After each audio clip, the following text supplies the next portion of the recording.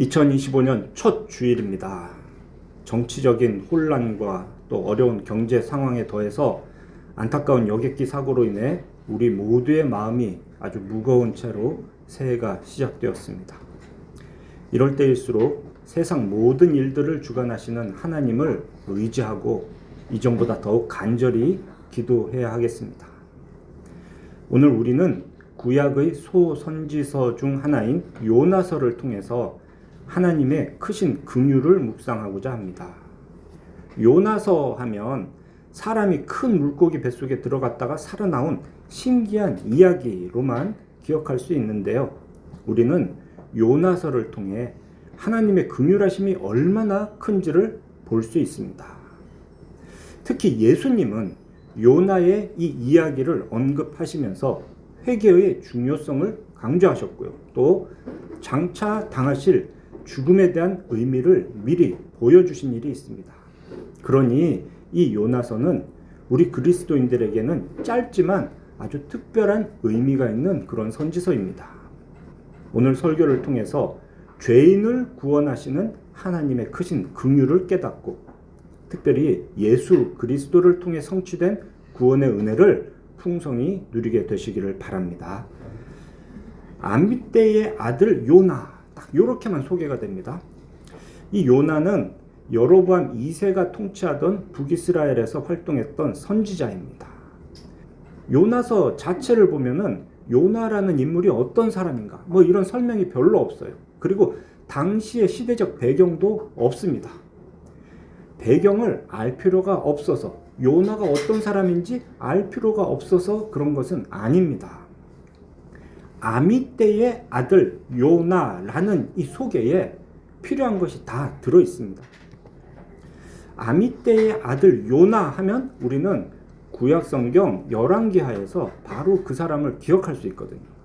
열왕기하 14장에 나옵니다. 자, 열왕기하 14장 25절을 함께 찾아서 읽어보시기 바랍니다. 구약성경 587쪽 열왕기하 14장을 함께 봅시다.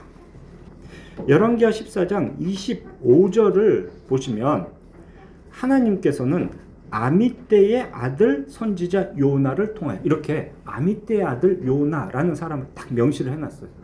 이게 오늘 우리가 본 요나서의 소개와 똑같은 겁니다. 아미떼의 아들 요나구나. 이 사람이 그 사람이구나. 이 요나를 통하여 말씀하신 것과 같이 여로보암이 대적들에게 빼앗겼던 이스라엘 옛 영토를 회복하게 해주셨다는 기록이 있어요. 자, 여기서 우리가 분명히 알아야 할 것이 있습니다. 앞에 24절의 기록을 보면은 여로보암은 악한 왕이었다 합니다. 구약성경 북이스라엘의 역사에서 여로보암은 2명이 있는데요. 초대 여로보암이 있고 지금은 여로보암 2세입니다. 이 여로보암 2세는 분명 악한 왕이었습니다.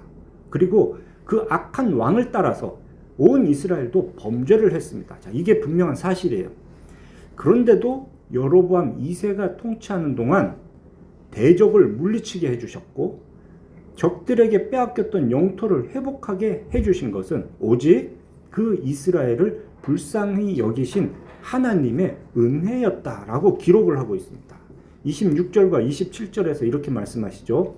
이는 여호와께서 이스라엘의 고난이 심하여 내인자도 없고 노인자도 없고 이스라엘을 도울 자도 없음을 보셨고 여호와께서 또 이스라엘의 이름을 천하에서 없이 하겠다고도 아니하셨으므로 요아스의 아들 여로보암 2세의 손으로 구원하심이었더라.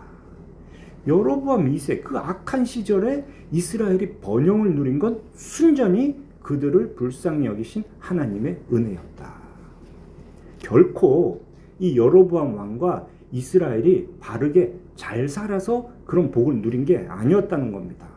하나님 보시기에 불쌍해서 오직 하나님의 긍휼하심으로 인해서 그들은 고통에서 구원을 받았던 겁니다. 당시 그럼 이스라엘의 실상은 어땠는가? 이것은 요나 말고 다른 선지자들을 통해서 우리 잘 알 수가 있어요. 여로보암 2세 때는 요나만 활동했던 게 아닙니다. 잘 아는 호세아와 아모스 선지자도 딱 요때 선지자 활동을 했습니다. 호세아와 아모스서를 보면은 이스라엘에 가득 찬 죄악을 지적하고 있습니다. 굉장히 죄가 만연한 땅이었어요. 그리고 그에 따르는 심판을 예고하는 것이 호세아와 아모스 선지자가 했던 말입니다. 그러니 우리는 여기서 요나라는 사람의 특징을 생각해 볼 수가 있는 거예요. 요나는 분명 하나님의 선지자입니다. 하나님의 말씀을 전하는 사람이에요. 그런데 정작 그 자신은 하나님의 뜻을 제대로 알고 하는 건 아니었다는 겁니다.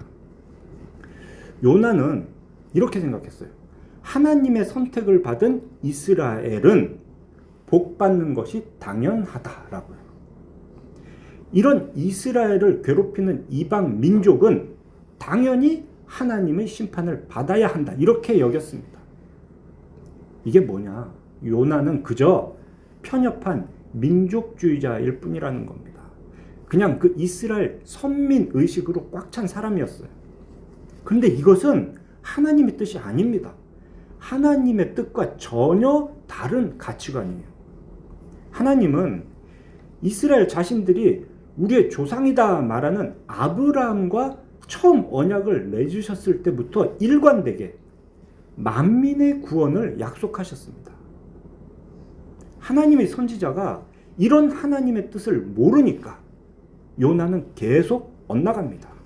그래서 이 요나서를 보면은 서로 반대되는 상황의 대조가 반복이 됩니다. 이 시간에는 이 요나서 짧으니까 그냥 전체를 좀 간단하게 짚어보고 4장을 중심으로 결론을 정리하겠습니다. 그 안에 나타나는 극과 극의 대조를 통해서 우리는 하나님의 뜻을 보게 되는 거예요. 이게 중요한 거니까 이런 대조를 좀 눈여겨보시면 좋겠습니다. 자, 1장부터 보겠습니다. 다시 요나서로 돌아옵니다. 하나님의 뜻을 온전히 알지 못하는 요나라는 이 선지자는 자기의 그 선지자 사명을 어떤 식으로 수행했는가 이걸 봅시다. 자, 열왕기에서 봤던 대로 자기 백성 이스라엘에게 유리한 말씀은 신이 나서 선포를 했습니다. 그런데 정작 원수의 도시 니느웨로 가서 하나님의 심판을 경고하라 라고 하는 이 명령에 대해서는 요나는 지금 거역을 합니다. 니느웨는 아수르라는 제국의 수도이죠. 동쪽 내륙 티그리스강 유역에 있는 도시입니다. 동쪽으로 굉장히 멀리 떨어져 있어요. 그런데 하나님께서 그 니느웨로 가라 했는데 요나는 반대 방향인 다시스로 가는 배를 탔습니다. 다시스가 어디냐면 지금의 스페인 남쪽에 있는 도시입니다. 그 다시스를 지나가면 대서양으로 나가는 겁니다. 지중해를 벗어나는 거예요. 그러니까 당시 사람들의 사고방식에서 다시스는 서쪽의 끝에 있는 땅입니다. 하나님은 동쪽 내륙으로 가라 하셨는데 요나는 바다 끝 서쪽으로 가는 겁니다. 이게 극과 극이죠. 1장 3절이 그 말씀인데요. 여기에 재밌는 단어가 하나 있습니다. 3절 중간을 보면 마침이라는 글자가 있어요. 요바로 내려갔더니 마침 다시스로 가는 배를 만났다. 요나가 니느웨 가기 싫어서 니느웨와 반대쪽으로 가장 먼 도시인 다시스로 가고 싶었단 말이에요. 이런 생각을 딱 했는데 그래서 항구에 가보니까 마침 다시스로 가는 배가 있어서 그 배를 탔습니다. 일이 잘 풀린 듯 했죠. 그런데 하나님은 요나가 타고 가는 그 배에 큰 폭풍을 보내셨습니다. 이 폭풍을 당한 배에서 또 극과 극의 대조가 발생합니다. 하나님의 선지자, 하나님을 경외한다는 요나는 정작 자신을 바다에 던져 죽게 하라 이러고 있는데 이방인인 선장들 또 사공들은 오히려 하나님을 두려워합니다. 그래서 이 요나의 생명을 귀하게 여겨서 바다에 던지기를 주저해요. 이렇게 대조가 나타납니다. 그런데 여차저차해서 요나는 결국 물에 던져지고 폭풍은 멈췄습니다. 이때 하나님은 또 큰 물고기를 예비하사 하나님이 준비하셨어요. 예비하사 요나를 삼키게 하셨습니다. 요나는 그 물고기 뱃속에서 3일을 지냅니다. 2장에는 그 물고기 뱃속에서 요나가 하나님께 드렸던 기도가 기록이 되어 있습니다. 이 기도문을 한번 보세요. 한 절 한 절이 정말 주옥 같습니다. 여러분 성경에 관주가 있으면 그 관주를 보세요. 모든 절마다 시편이 연결이 돼 있어요. 무슨 말입니까? 지금 요나는 물고기 뱃속에서 기도를 드리는데 시편 말씀을 기억해서 그 말씀을 붙들고 하나님께 기도하고 있는 겁니다. 우리가 생각하기에 가장 이상적인 기도를 했다는 거죠. 고난 가운데 부르짖고 죽음에서 살리신 하나님의 구원의 은혜에 감사를 하는 그런 기도를 드리고 있습니다. 그런데 이 기도에는 심각한 문제가 있습니다. 폭풍을 만나고 바다에 던져진 이 고난이 왜 일어났습니까? 하나님을 거역한 요나 자신의 죄 때문에 당한 고난 아닙니까? 그렇다면 회개를 해야죠. 근데 이 기도를 보세요. 어디에도 회개가 없습니다. 요나는 자신의 죄를 인정하지 않아요. 그러니까 죄에서 돌이킬 필요도 없는 겁니다. 이 기도에서 그런 잘못된 것이 가장 분명하게 드러나는 게 8절과 9절입니다. 보세요. 거짓되고 헛된 것을 숭상하는 모든 자는 자기에게 베푸신 은혜를 버렸사오나. 여기서 거짓되고 헛된 것을 숭상하는 모든 자가 누굽니까? 나 말고 저 사람들인 거예요. 이방인들 말하는 겁니다. 특별히 아마 머릿속에는 아수르와 니느웨를 생각하고 있었을 거예요. 그들은 자기에게 베푸신 은혜를 버렸지만 나는 감사하는 목소리로 주께 제사를 드리며 주께 갚겠나이다 이럽니다. 자기 살려주셔서 고맙다고 하나님께 감사 기도를 드리는 거예요. 이방인들은 이렇게 하나님의 은혜도 모르고 감사도 안 하는 나쁜 놈들인데 자신은 지금 구원해 주신 하나님께 감사를 하고 있습니다.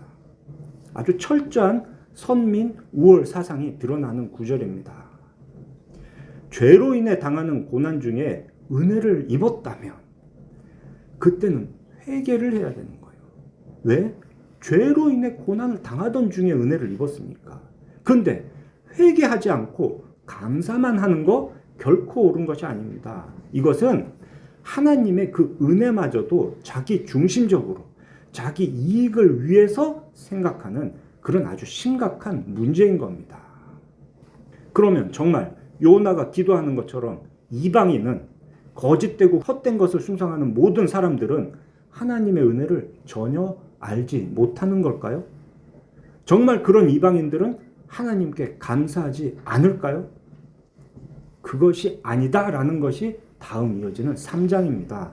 3장을 보면 그런 요나의 생각이 완전히 틀렸다는 걸 보여주는 거예요. 물고기 뱃속에서 나온 요나에게 이제 두 번째 하나님의 말씀이 임하죠. 니느웨로 가서 내가 너에게 명한 바를 그들에게 선포하라 하시죠. 하나님께서 요나에게 명령한 것이 무엇입니까? 이 니느웨 사람들에게 하나님의 심판을 선포하는 것입니다. 이렇게 표현되죠. 40일이 지나면 니느웨가 무너지리라. 이제 물고기 뱃속에서 나왔으니 이제 어쩔 수 없이 니느웨 가서 이 얘기를 전했습니다. 여기서 또 극과 극의 대조가 발생합니다. 하나님의 백성이라는 이스라엘은 어땠습니까? 지금까지 그토록 많은 선지자들이 오랫동안 혼신을 다해서 하나님의 말씀을 전했어도 이스라엘은 회개하지 않았습니다.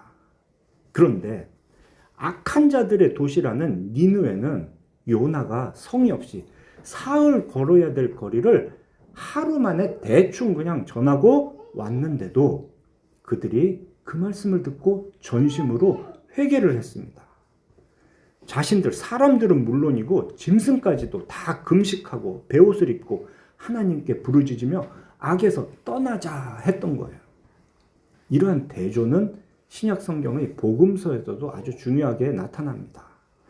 마태복음 12장과 누가복음 11장에 보면은 바로 이 요나서와 관련된 예수님의 말씀이 기록이 되어 있죠. 예수님 당시 바리새인과 서기관들은 자신들 앞에 지금 서서 말씀하시는 예수님, 그 하나님의 아들을 알아보지 못했습니다. 악독한 이방인이었던 니느웨 사람들은 요나의 말을 듣고도 회개했는데 지금 보면 바리새인과 서기관들, 하나님을 섬기고 하나님의 말씀을 연구하는 것이 직업인 유대 종교 지도자들은 예수님의 말씀을 듣고도 회개하지 않았습니다. 복음서는 지금 이 구약의 요나서가 전달하는 이런 메시지를 아주 정확하게 예수 그리스도의 사역에 적용하고 있는 겁니다. 그리고 그 초점은 니느웨 사람들이 일어나서 예수 시대의 사람들을 정죄할 것이다 라고 예수님이 말씀하시잖아요. 정죄하는 것에서 그치는 게 아닌 겁니다.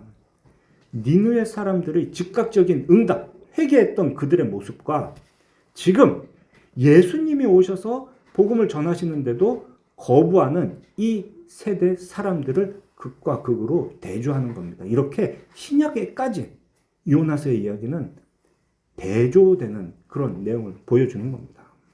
이렇게 3장까지의 내용만으로도 요나의 이야기는 끝을 맺을 수 있어요. 그리고 이 안에서도 우리는 교훈을 얻을 수 있습니다. 누구나 회개하면 구원을 받습니다. 그런데 이야기가 여기서 끝이 안 나요. 계속됩니다. 그것이 오늘 우리가 읽은 4장입니다.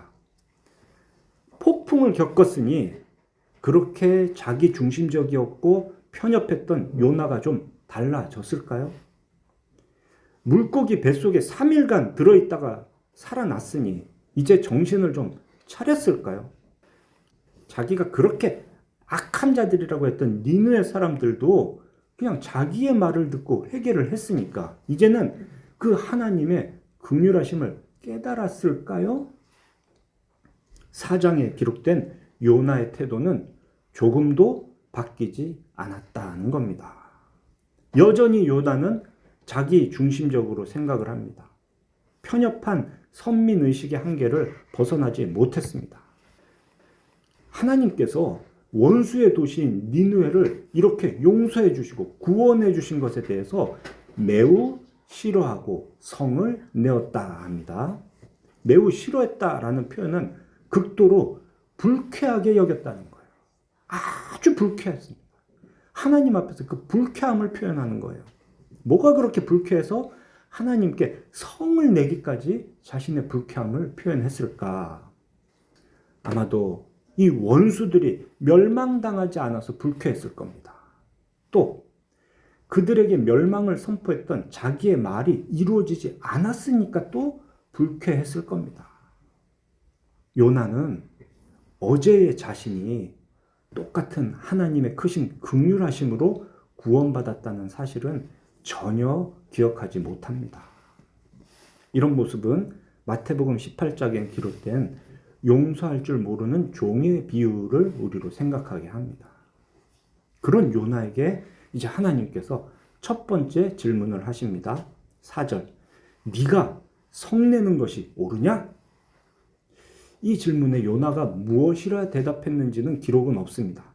그저 그 요나가 무슨 일을 했는가, 어떻게 반응했는가만 볼 수가 있습니다. 성읍의 밖으로 나가서 그 성읍 동쪽에 앉아 자기를 위해 초막을 짓고 그 그늘 아래 앉았습니다. 성읍을 내려다보는 거예요. 그 성읍에 무슨 일이 일어나는가를 보려고 그렇게 초막을 짓고 앉아 있습니다. 이미 하나님께서 니느웨에 대한 심판을 철회하셨다라는 걸 알았단 말이에요. 용서하시는 걸 들었습니다. 그런데도 불구하고 혹시나 하고 기다린 겁니다. 얼마를 기다릴 생각이었을까요? 아마 자기가 40일이 지나면 니느웨가 무너진다 했으니까 40일 정도는 아마 기다릴 생각이 아니었을까 생각해 봅니다. 그렇게 초막을 지어서 그늘을 만들어 가지고 앉아 있긴 하지만 당시에 그 중동의 햇볕은 엄청 뜨거웠을 겁니다. 그렇게 괴로운 때 하나님께서 박농쿨을 예비하셨습니다. 앞에서도 계속 예비하셨는데 또 예비하시죠. 요나 지 마음대로 욥바에 갔는데 마침 다시스로 가는 배를 예비해 두신 것처럼 바다에 던져졌는데 마침 큰 물고기를 예비해서 삼키게 하셨던 것처럼 지금 이렇게 햇볕에 괴로운데 박농쿨이 그늘을 만들어주게 하나님은 예비해 두셨습니다. 그리고 그때마다 요나는 정말 크게 기뻐했습니다. 2장에서 본 것처럼 감사의 기도도 했습니다. 그런데 무엇을 안 했죠? 자신의 잘못을 회개하지는 않습니다. 회개하지 않는 감사, 이거는 참된 신앙이 아닙니다. 그런 요나의 신앙의 바닥이 작은 벌레 한 마리로 인해서 드러납니다. 이번에는 하나님이 벌레를 예비하십니다. 큰 물고기를 예비하셨던 하나님이 이제는 조그만 벌레 한 마리를 예비하셔서 이튿날 새벽에 그 박넝쿨을 갉아먹게 하시니까 박넝쿨이 시들어 버렸어요. 해가 뜰 때에 하나님은 또 뜨거운 사막의 바람을 예비하셨습니다. 계속 하나님은 요나를 위해서 뭔가를 예비해 주십니다.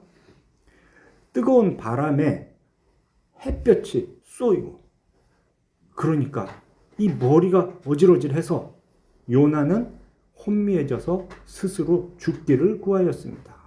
사는 것보다 죽는 것이 내게 나으니이다. 요나는 그렇게 하나님을 의지한다면서 뻑하면 차라리 죽여주세요. 죽는 게 낫습니다. 이러고 있어요. 그러니 하나님이 이제 두 번째 질문을 하십니다. 9절. 네가 이 박넝쿨로 말미암아 성내는 것이 어찌 옳으냐라고요.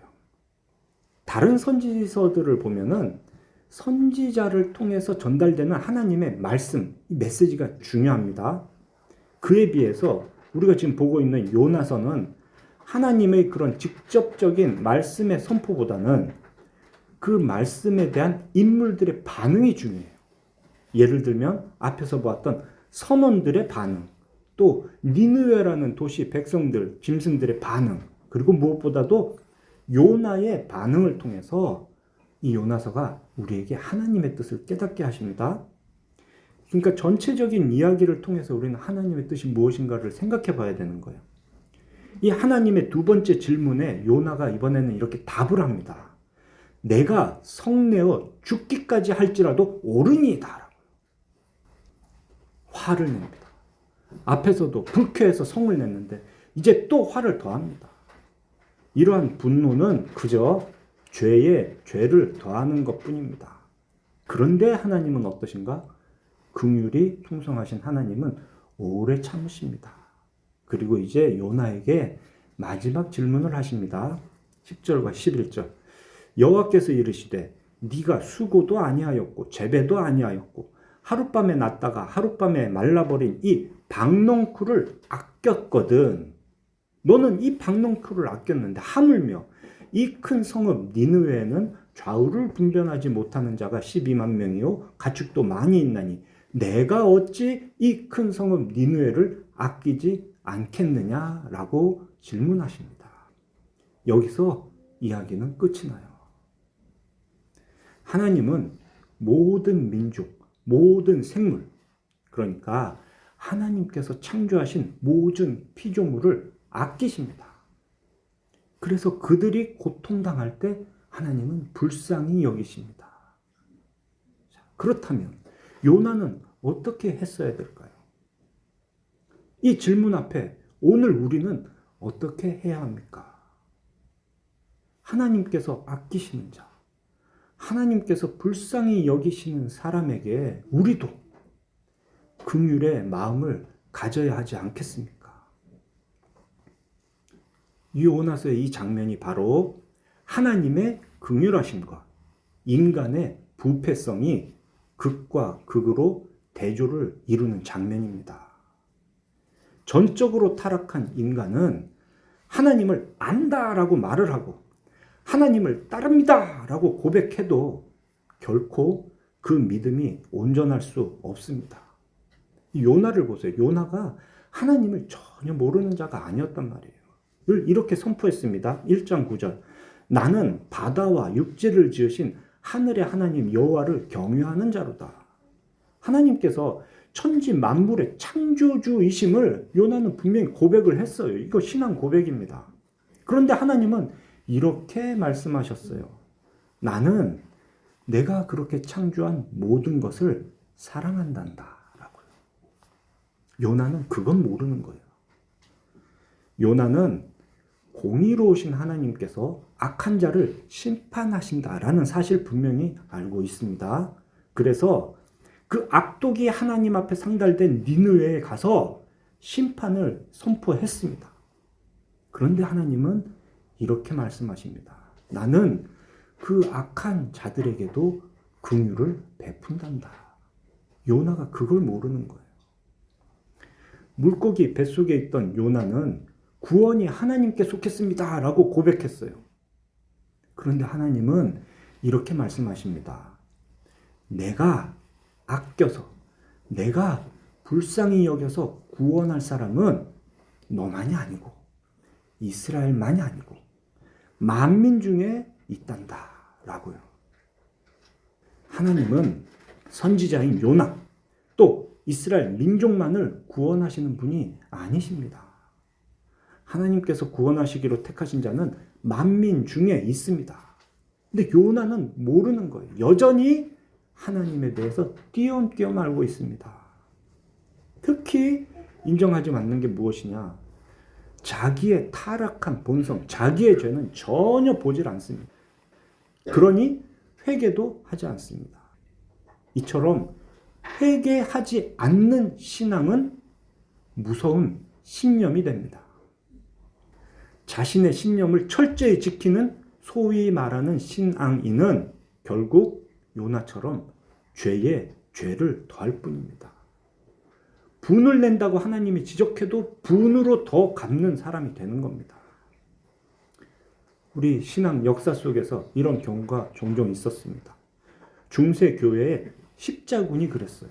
십자군은 하나님을 대적하는 이슬람을 멸하겠다고 나선 신앙의 사람들이죠. 그런데 죄를 지었습니다. 또 우리나라도 해방 이후 남한 교회의 서북 청년단이 바로 그런 대표적인 사례입니다. 신앙을 지키기 위해서 북한에서 남한으로 넘어온 사람들이 교회를 중심으로 만든 것이 서북 청년단입니다. 그런데 그 서북 청년단이 저지른 죄악은 이루 말할 수 없을 만큼 잔인했습니다. 그 서북 청년단의 뿌리가 어디 있느냐? 바로 신사참배의 죄를 회개하지 않았던 평양의 큰 교회 목사들로부터 시작된 거예요. 교권주의자들로부터 시작된 것이 서북 청년단입니다.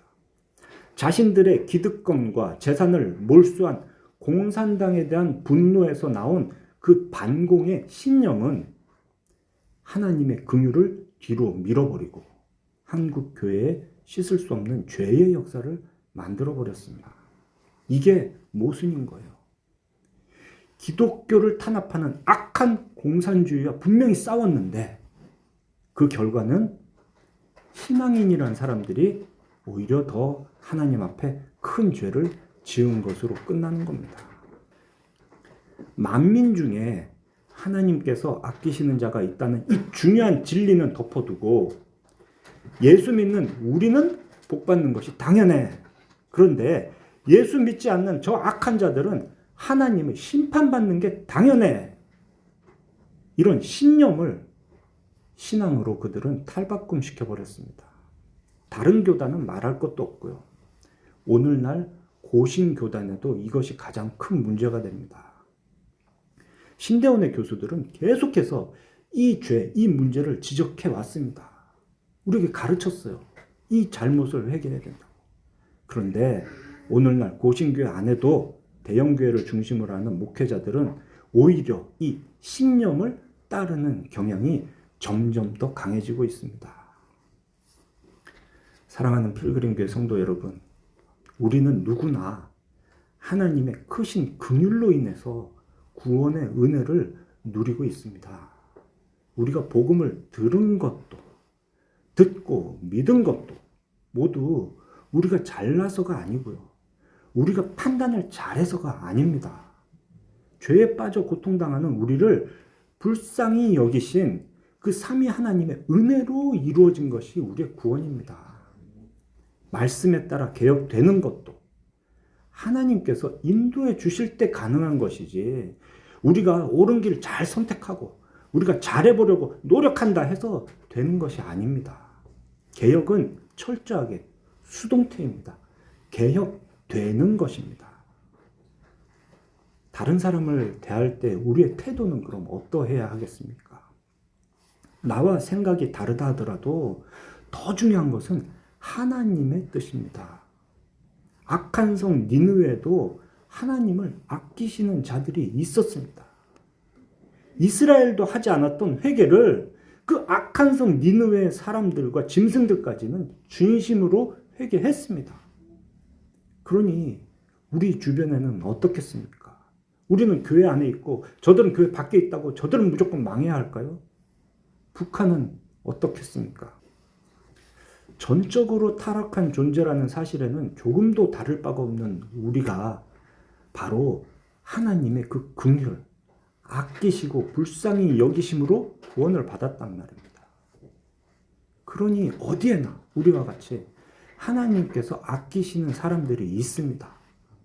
오늘 우리가 교회를 나서서 밖에서 만나는 사람 중에, 또 TV나 유튜브 보면서 욕했던 사람 중에 하나님이 아끼시는 자가 있어요. 그러니 우리는 이 하나님의 질문을 받은 요나처럼 반응해서는 안 됩니다. 그러니 우리는 예수님 앞에선 바리새인과 서기관같이 살아서는 안 되는 겁니다. 십자가에 죽으시고 3일 만에 부활하셔서 하늘에 오르신 예수님의 은혜로 우리는 모든 죄의 용서를 받았습니다. 또 우리 안에 계신 성령님의 역사로 우리는 하나님의 자녀가 되었습니다. 요나서에서 보았던 그 그림자가 오늘 우리에게는 완전한 실체로 이루어졌습니다. 내게 베풀어 주신 이 큰 구원의 은혜에 진심으로 감사한다면 여전히 악한 이 본성, 또 그 본성에서 나타나는 죄를 우리는 계속해서 회개해야 되는 겁니다. 신앙이라는 명목으로 죄에 죄를 더함으로 아버지 하나님을 괴롭게 하지 마시고요. 예수님을 다시 십자가에 못 박지 맙시다. 더 이상 성령님을 탄식하게 해서는 안 됩니다. 악한 자에 대한 심판도 원수를 갚는 일도 모두 하나님의 손에 있음을 믿고 우리는 다만 오직 이웃을 사랑하며 원수를 위해 기도함으로 하나님의 뜻에 합당한 삶을 사는 우리 모두가 되시기를 삼일체 하나님의 이름으로 축원합니다.